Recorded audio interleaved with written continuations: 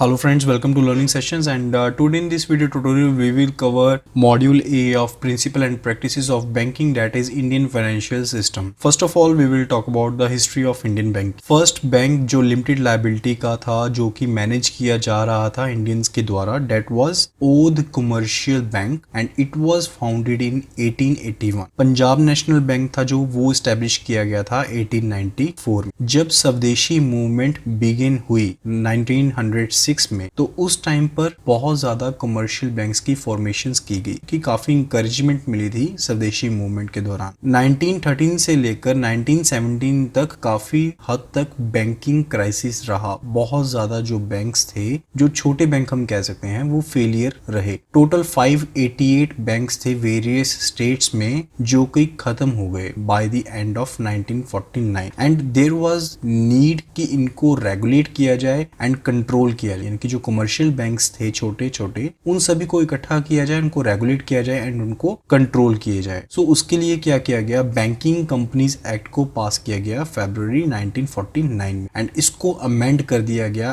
As banking regulation act 1949. जो ये act था, इसने एक लीगल फ्रेमवर्क प्रोवाइड किया for the regulation of the banking system and वो राइट्स किसके पास थे रिजर्व बैंक ऑफ इंडिया के पास. एंड जो लार्जेस्ट बैंक था, that was imperial bank of India, उसको टेक ओवर कर लिया गया आरबीआई के द्वारा इन 1955 एंड उसको स्टेट बैंक ऑफ इंडिया बना दिया गया. एंड 1959 में जो उसके 7 बैंक थे उनको एसोसिएट बना दिया, including the SBI. At present अगर हम बात करें तो एसबीआई के 5 एसोसिएट थे जिनको हाल ही में मर्ज कर दिया गया है एसबीआई में. कमर्शियल बैंक्स को मेन स्ट्रीम में लाया जाए ताकि जो इकोनॉमिक डेवलपमेंट हो सके कंट्री की, विद डेफिनेट उसकी कोई सोशल ऑब्लिगेशंस भी हो, यानी कि सामाजिक कुछ कर्तव्य भी हों बैंक्स के, उनके कुछ ऑब्जेक्टिव्स भी हों. गवर्नमेंट ने 19 जुलाई 1969 में एक ऑर्डिनेंस पास किया जिसके तहत ओनरशिप को एक्वायर किया गया एंड जो 14 मेजर बैंक्स थे कंट्री में, उनका कंट्रोल गवर्नमेंट ने अपने हाथों में ले लिया.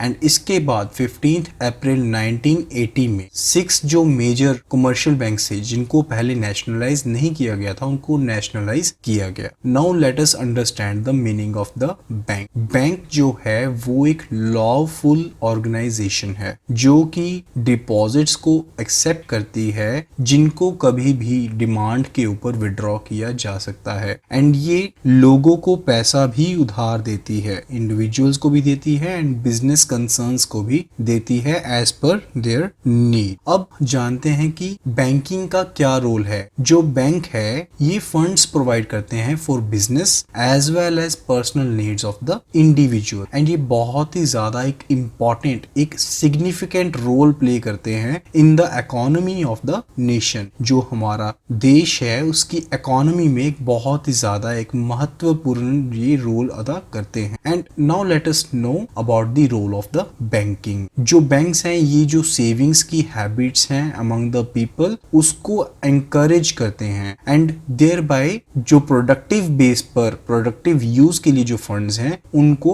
अवेलेबल करवाते हैं टू द इंडिविजुअल. ये एक इंटरमीडिएट का काम करते हैं ताकि जो लोग हैं अपने वो सरप्लस पैसे को बैंक के पास रख सके एंड जिन लोगों को पैसे की जरूरत है फॉर वेरियस बिजनेस एक्टिविटीज, वो बैंकों से पैसा as a loan, as an advance bank से पैसा ले सकें. ये बैंक जो है ये एक बिजनेस ट्रांजैक्शंस को फैसिलिटेट करते हैं. ये पैसे को रिसीव करते हैं एंड पेमेंट्स को अदा करते हैं by cheques instead of currency, जिसको हम डिजिटल इंडिया का पार्ट भी मानते हैं. As it I told you before कि जो बिजनेसमैन हैं इनको short term and long term purposes के लिए ये लोन्स एंड एडवांसेस भी प्रोवाइड करते हैं. इंपोर्ट एक्सपोर्ट ट्रांजैक्शंस में भी बैंक्स का इस्तेमाल किया जाता है. एंड ये अगर हम बात करें तो नेशन डेवलपमेंट में बैंक्स का बहुत ही ज्यादा सिग्निफिकेंट रोल है because they provide credit to the farmers. किसानों को हम ऋण देते हैं, हम स्मॉल स्केल इंडस्ट्रीज को, सेल्फ एम्प्लॉयड पीपल को, एज वेल एज जो लार्ज बिजनेस हाउसेस हैं, बिजनेस कंसर्न्स हैं, उनको भी हम लोन प्रोवाइड करते हैं जो कि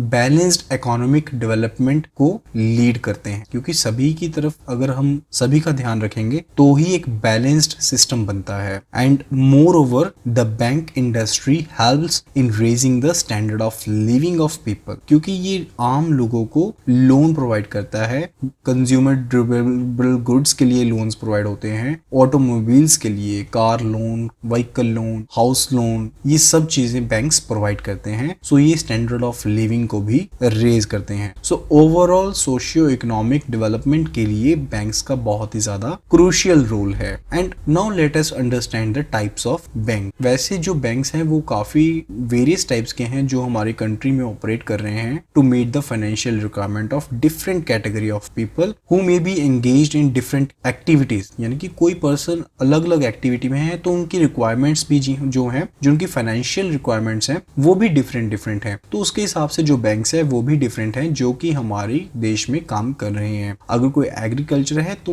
एग्रीकल्चर बैंक है, अगर हाउसिंग है तो हाउसिंग बोर्ड बैंक्स भी हैं। सो प्रोफेशन वाइज बैंक्स भी हम देख सकते हैं। On the basis of functions अगर हम बात करें तो बैंकिंग इंडस्ट्री को अगर हम डिवाइड करते हैं तो सबसे पहले हम बात करेंगे सेंट्रल बैंक। सेंट्रल बैंक हम कहते हैं रिजर्व बैंक ऑफ इंडिया को। एंड अगर हम बात करें कमर्शियल बैंक्स की तो कमर्शियल बैंक्स में आते हैं हमारे public sector banks and private sector banks. And thirdly there are foreign banks, यानी कि जो बैंक्स हैं जिनका हेडक्वार्टर है जो वो इंडिया में ना होकर बाहर है and they are operating their system in India through their branches in India. So वो हैं हमारे foreign banks. Then there are development banks, cooperative banks जो कि प्राइमरी क्रेडिट सोसाइटीज हैं। सेंट्रल कोऑपरेटिव बैंक्स हो सकते हैं, स्टेट कोऑपरेटिव बैंक्स हो सकते हैं। Then there are specialised banks like EXIM bank, that is export import bank, SIDBI and NABARD. First of all let us know what is central bank. जो bank India में functions को guide करता है, बैंकिंग इंडस्ट्री को, banking system को regulate करता है, उसको हम कहते हैं सेंट्रल बैंक। एंड ये जो बैंक है ये जनरल पब्लिक के साथ डील नहीं करता एंड ये इसेंशियली एक गवर्नमेंट का बैंक बन के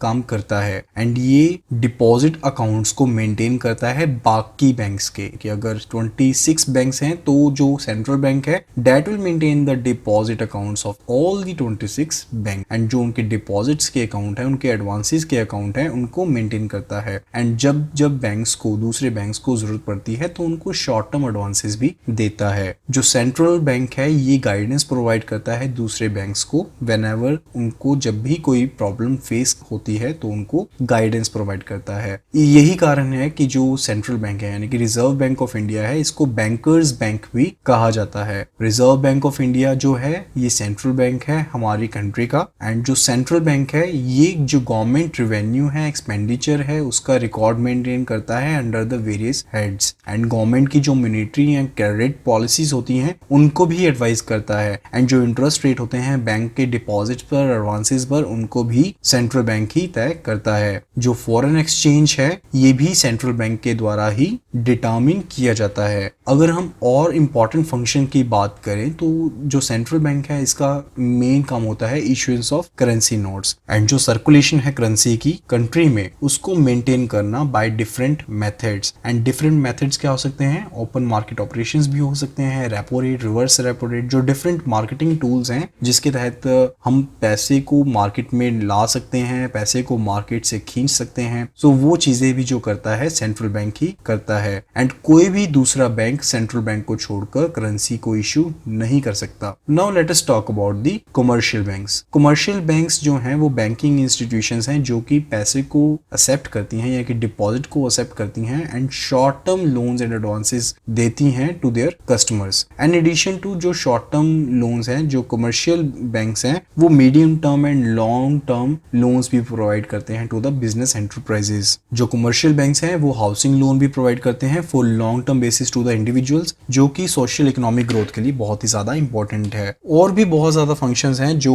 कमर्शियल बैंक्स है वो करते हैं जिनके बारे में हम ठहर के बात करेंगे। अगर हम बात करें कमर्शियल बैंक्स की टाइप्स के बारे में तो उसमें एज आई टोल्ड यू कि उसमें आते हैं हमारे पब्लिक सेक्टर बैंक्स आते हैं, प्राइवेट सेक्टर बैंक्स आते हैं एंड फॉरेन बैंक्स आते हैं। पब्लिक सेक्टर बैंक कौन से हैं? ये बैंक वो बैंक हैं जिनमें जो गवर्नमेंट ऑफ इंडिया का या फिर रिजर्व बैंक ऑफ इंडिया का जो मेजॉरिटी स्टेक है, जैसे state bank of India, corporation bank, bank of Baroda, देना बैंक, पंजाब नेशनल बैंक, यानी कि जितने भी मेजर नेशनलाइज्ड बैंक्स हैं वो सभी पब्लिक सेक्टर बैंक्स हैं। Then the private sector bank. Private sector banks वो बैंक्स हैं जिसमें जो मेजॉरिटी ऑफ कैपिटल शेयर है that is owned by the private individuals. For example HDFC bank, ICICI bank, Axis bank, all these are types of private sector banks. Now what are foreign banks? As I told you before, foreign banks वो banks होते हैं जिनके जो headquarters हैं वो किसी foreign country में हैं, but they are operating their branches in our country by their offices in our country, so those are known as foreign bank. जो फॉरेन बैंक्स हैं वो ऐसे भी हो सकता है कि हांगकांग एंड शंघाई में काम कर रहे हैं एंड उनके जो ब्रांचेस हैं यहाँ पर है, लाइक HSBC,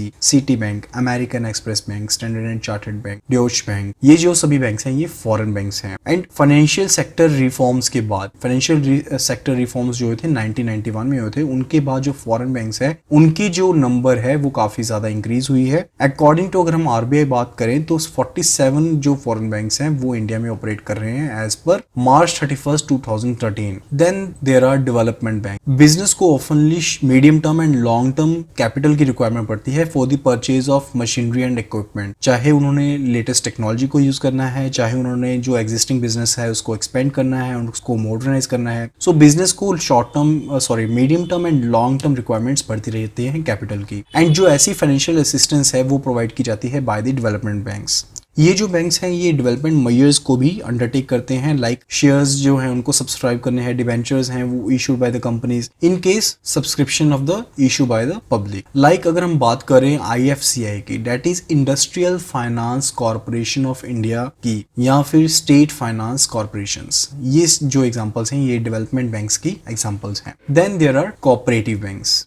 जब लोग इकट्ठे होते हैं एंड उनका इंटरेस्ट जो होता है कॉमन होता है एंड वो एक कोऑपरेटिव सोसाइटी को फॉर्म करते हैं under the cooperative societies act, तो जो एक सोसाइटी बनती है उसको हम कहते हैं कोऑपरेटिव सोसाइटी। एंड जब वो कोऑपरेटिव सोसाइटी अपने आप को एंगेज करती है इन द बैंकिंग बिजनेस तो उसको हम कहते हैं कोऑपरेटिव बैंक। एंड जो सोसाइटी ऐसी होती है जो बैंकिंग बिजनेस में अपने आप को एंगेज करती है उसको रिजर्व बैंक ऑफ इंडिया से एक लाइसेंस लेना पड़ता है ऐसी एक्टिविटीज को, बिजनेस एक्टिविटीज को, बैंकिंग एक्टिविटीज को स्टार्ट करने से पहले। एंड जो कोऑपरेटिव बैंक हैं एज अ सोसाइटी उनको फंक्शन करना पड़ता है under the supervision of the registrar, and it is also to follow the guidelines set that is issued by the Reserve Bank of India. Then we also talked about the specialised bank. Specialised bank में हम सबसे पहले बात करेंगे नाबार्ड के बारे में। NABARD is national bank for agriculture and rural development. Agriculture and rural development के बारे में है तो जो नाबार्ड है एक एपेक्स डेवलपमेंट बैंक है, यानी कि सबसे बड़ा डेवलपमेंट बैंक है विद अ मैंडेट। एंड इसका मेन मैंडेट क्या है कि इसने फैसिलिटेट करना है for the promotion and development of agriculture, small scale industry, cottage and village industries, handicrafts and rural crafts. यानी कि अगर हम बात करें SHG की, JLG की,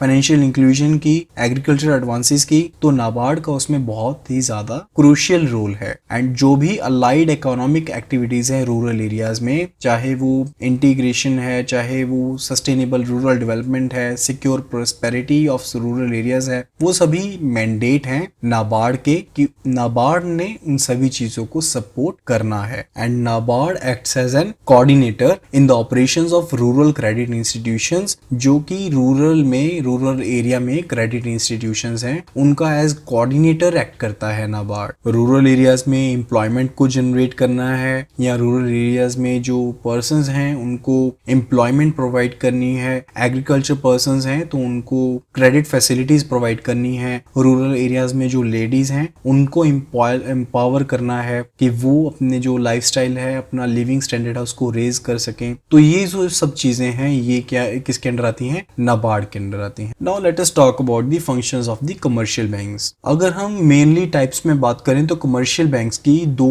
फंक्शंस की टाइप्स हैं, that is primary functions and secondary functions. जो प्राइमरी फंक्शंस हैं कमर्शियल बैंक्स के वो इंक्लूड करते हैं कि उन्होंने डिपॉजिट को एक्सेप्ट करना है एंड लोन्स एंड एडवांसेस को ग्रांट करना है। कोई भी बैंक है, कोई भी कमर्शियल बैंक है, उसका मेन जो इंपॉर्टेंट एक्टिविटी है वो है डिपॉजिट्स को मोबिलाइज करना, डिपॉजिट्स को लेना पब्लिक से एंड उनको एडवांसेस के रूप में आगे देना। जिन लोगों के पास सरप्लस इनकम है, सेविंग्स हैं एंड वो कन्वीनियंट फाइंड आउट करते हैं कि वो बैंक्स में अपना पैसा जमा करवाना चाहते हैं, तो बैंकों में वो पैसे को जमा करवाएं ताकि उस पैसे को आगे एडवांसेस के लिए यूज किया जा सके। And depending on the deposits end funds deposited with the banks, वो इंटरेस्ट अर्न करते हैं। सो ये उनको बेनिफिट होता है कि जो पैसा वो रखेंगे बैंक में तो उनको इंटरेस्ट अर्न होगा, एंड बदले में जो बैंक है वो जिसको एडवांस देगा तो एडवांसेस से वो इंटरेस्ट को अर्न करेगा, एंड जो इंटरेस्ट कॉरिडोर है that is the profit of the bank. So अगर हम बात करें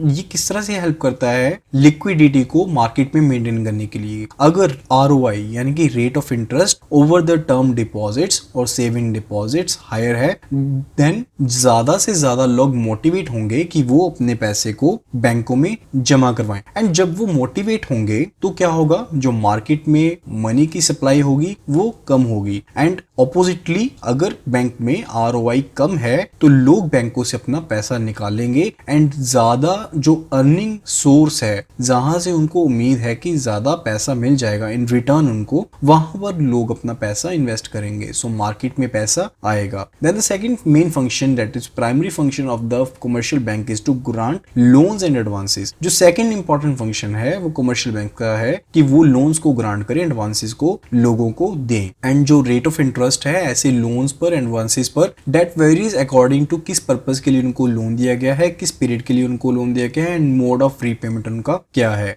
जो लोन्स होते हैं वो बेसिकली क्या होता है, एक स्पेसिफाइड टाइम पीरियड के लिए दिए जाते हैं। जनरली जो कमर्शियल बैंक्स होते हैं वो शॉर्ट टर्म लोन्स प्रोवाइड करते हैं to the general public, and जो बिजनेस कंसर्न्स हैं उनको mid term and long term loans भी प्रोवाइड करते हैं। जो बोरोर है उसको सारा का सारा जो लोन अमाउंट है वो लमसम अमाउंट दे दिया जाता है या फिर इंस्टॉलमेंट्स में दिया जाता है। लाइक अगर हम बात करें कोई डेयरी लोन लिया है तो उसमें पहले अगर सेट ऑफ 2 लेना है कैटल का तो पर्सन को पहले 2 कैटल के लिए दिया गया, टोटल 10 कैटल सैंक्शन किए गए हैं, तो मे भी हो सकता है उसको इंस्टॉलमेंट में लोन दिया जाए, या फिर हो सकता है कि उसको वन टाइम पेमेंट ही कर दी जाए लोन अमाउंट की। एंड जो लोन ग्रांट किए जाते हैं वो against the security of certain assets के ग्रांट किए जाते हैं। जो लोन होते हैं नॉर्मली इंस्टॉलमेंट्स में रीपेड होते हैं, हाउएवर ये लमसम अमाउंट भी रीपे हो सकता है in case of reducing interest. Now advances. जो एडवांसेस है ये एक क्रेडिट फैसिलिटी है that is provided by the bank to its customer, जो कि बैंक अपने कस्टमर्स को प्रोवाइड करता है। एंड ये लोन से इस सेंस में डिफरेंट है कि जो लोन्स होते हैं वो लॉन्गर पीरियड के लिए ग्रांट किए जाते हैं, लेकिन नॉर्मली जो एडवांसेस हैं वो शॉर्ट पीरियड ऑफ टाइम के लिए ग्रांट किए जाते हैं। फर्दर जो पर्पस होता है एडवांसेस को ग्रांट करने का वो होता है कि डे टू डे जो हमारी रिक्वायरमेंट्स हैं बिजनेस की उनको फुलफिल किया जाए, एंड जो रेट इंटरेस्ट चार्ज होता है एडवांसेस में वो वेरी करता है from bank to bank, and interest जो चार्ज होता है वो अमाउंट विड्रॉन पर चार्ज होता है, ना कि सैंक्शन अमाउंट के ऊपर। Now it is cash credit. Cash credit क्या है? कैश क्रेडिट बेसिकली एक ऐसा अरेंजमेंट है जिसमें जो बैंक है वो बोरर को अलाउ करता है कि वो एक स्पेसिफाइड लिमिट तक का पैसा अपने अकाउंट से विड्रॉ कर सकता है। जो अमाउंट है वो कस्टमर के यानी कि बोरर के अकाउंट में क्रेडिट कर दिया जाता है। जो कस्टमर है उसको अपनी जरूरत के हिसाब से पैसे को निकाल सकता है जब उसको जरूरत पड़ती है, एंड जो इंटरेस्ट होता है वो एक्चुअल विड्रॉन अमाउंट पर ही पड़ता है, नेट विड्रॉन अमाउंट पर ही पड़ता है। इसका क्या मतलब है? मान लीजिए पर्सन ए ने 1 जनवरी को बैंक से एक कैश क्रेडिट फैसिलिटी पास करवाई जो कि थी 3 लाख की। 3 लाख में से उसने पर्सन ए ने 50,000 रुपीज 1 जनवरी को ले लिए, तो क्या होगा, उसको पहले 50,000 के ऊपर इंटरेस्ट लगना शुरू हो जाएगा। Then later on 5 January person a deposited rupees 20,000 in his credit account, cash credit account. Now in this case जो नेट आपका लोन अमाउंट है, कैश क्रेडिट अमाउंट है, दिस इज 30,000। सो जो अब इंटरेस्ट चार्ज होगा वो एक्चुअल विड्रॉन अमाउंट पर charge होगा फ्रॉम द 5 जनवरी, यानी कि 30,000 के ऊपर ही चार्ज होगा। एंड जो कैश क्रेडिट ग्रांट किया जाता है एज पर टर्म्स एंड कंडीशंस ग्रांट किया जाता है जो कि अग्री की जाती है कस्टमर्स के द्वारा। Then it is the overdraft. Overdraft भी एक क्रेडिट फैसिलिटी है जो कि बैंक्स के द्वारा दी जाती है। कस्टमर जिनका करंट अकाउंट होता है बैंक में, उनको जो उनका क्रेडिट बैलेंस है अकाउंट का उससे ज्यादा पैसा निकालने की अगर अनुमति दी जाती है, एक टेम्परेरी अरेंजमेंट दिया जाता है, तो उसको हम कहते हैं ओवरड्राफ्ट। जो ओवरड्राफ्ट होता है उसकी एक स्पेसिफाइड लिमिट होती है, एंड ये सिक्योरिटी ऑफ एसेट्स के बेस पे भी हो सकता है या फिर पर्सनल सिक्योरिटी के ऊपर भी हो सकता है, या दोनों चीजें इसमें इंक्लूड हो सकती हैं। Then it is discounting of bills. जो बैंक्स होते हैं वो शॉर्ट टर्म फाइनेंस भी प्रोवाइड करते हैं बाय डिस्काउंटिंग बिल्स। इसका क्या मतलब होता है कि जो बैंक्स होते हैं वो टाइम से पहले बिल्स की ड्यू डेट आने से पहले ही बिल्स को डिस्काउंटेड रेट पर, यानी कि सर्टेन रेट ऑफ डिस्काउंट के ऊपर जो हम कैलकुलेशन करते हैं उसके ऊपर बिल्स को डिस्काउंट करते हैं एंड उनकी पेमेंट कर देते हैं। पार्टी को उनका फंड्स मिल जाता है without waiting for the maturity of the date, यानी कि जब मैच्योरिटी आएगी पार्टी को वेट नहीं करनी पड़ेगी, पार्टी को उसका पैसा मिल जाएगा। बदले में क्या होगा, कुछ amount as a discounting rate cut कर लिया जाएगा by the bank and due date आने पर बैंक उस पैसे को ले लेगा and that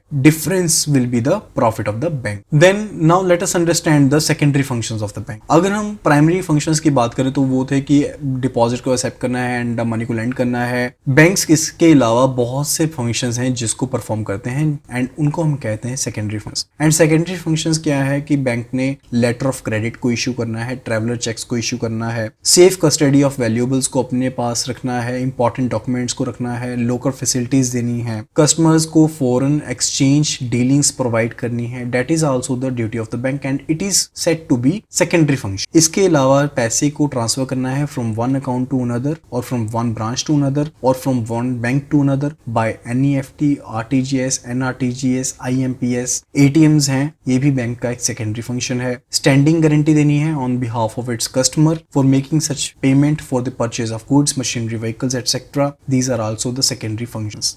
and business information को कलेक्ट करना है, सप्लाई करना है, ये भी सेकेंडरी फंक्शंस का ही पार्ट है। एंड क्रेडिट वर्दीनेस प्रोवाइड करनी है, रिपोर्ट्स प्रोवाइड करनी है, this is also the secondary function of the bank. Now it is non banking financial company, that is NBFC।